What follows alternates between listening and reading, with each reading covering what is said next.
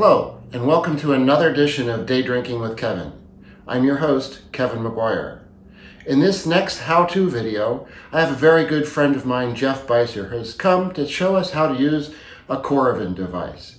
What is a Coravin device? It is a tool that you can use if you want to sample one of the bottles in your cellar to see how it's progressing. Or if you're studying for one of those certified exams and you're tasting 15 to 20 wines a week and you don't want to have to open up that many bottles. Or finally, at the end of the day, if you only want one glass of wine, you don't have to open an entire bottle to enjoy that one glass. The Coravin is a wonderful tool, and I can't wait for Jeff to show us how to use it.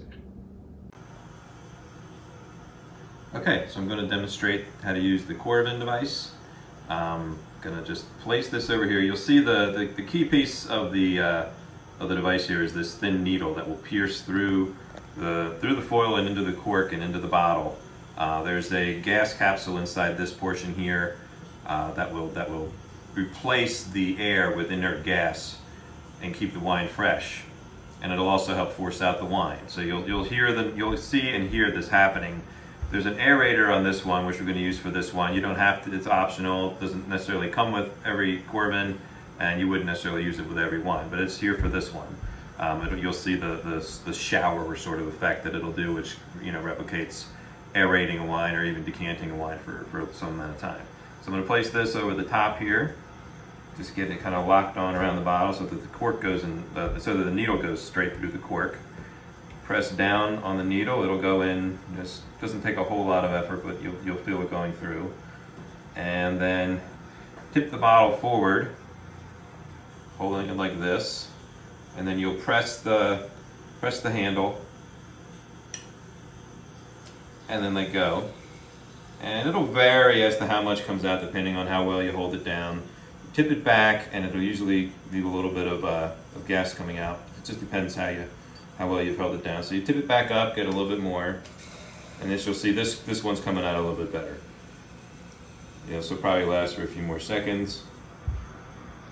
And just depending on how much you want to pour, it's suitable for just a small tasting. If you want to do, we've done some times where we picked out some bottles that we've been holding on to, but maybe we had like a vertical of say a 2014 and a 15 and a 16, and we just wanted to do like small samples of each one.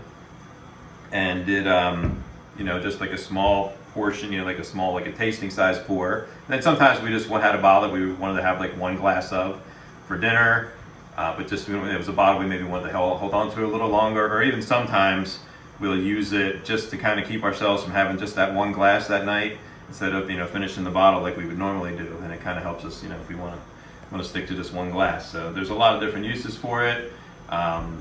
A lot of different purposes, a lot of reasoning behind it, but you see the basic operation. And now once I remove this, it'll just pop back off, pull the needle out. Takes, like I said, a little bit of effort, and the wine will be preserved inside.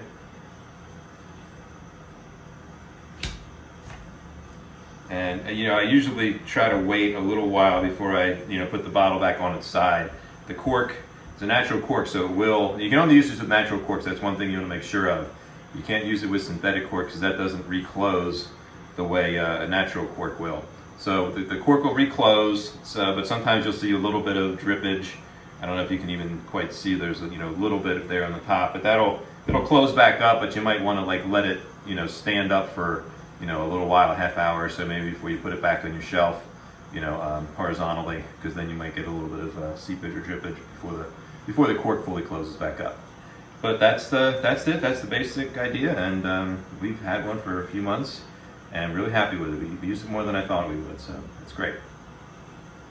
Thanks, Jeff, for showing us how to use the Coravin device. If you like this episode, don't hesitate to give us a thumbs up and subscribe to Day Drinking with Kevin. And if you have any suggestions for future how-to videos or any episode that you'd like to see, please don't hesitate to contact me at daydrinkingwithkevin@gmail.com. Until next time, I say, salute.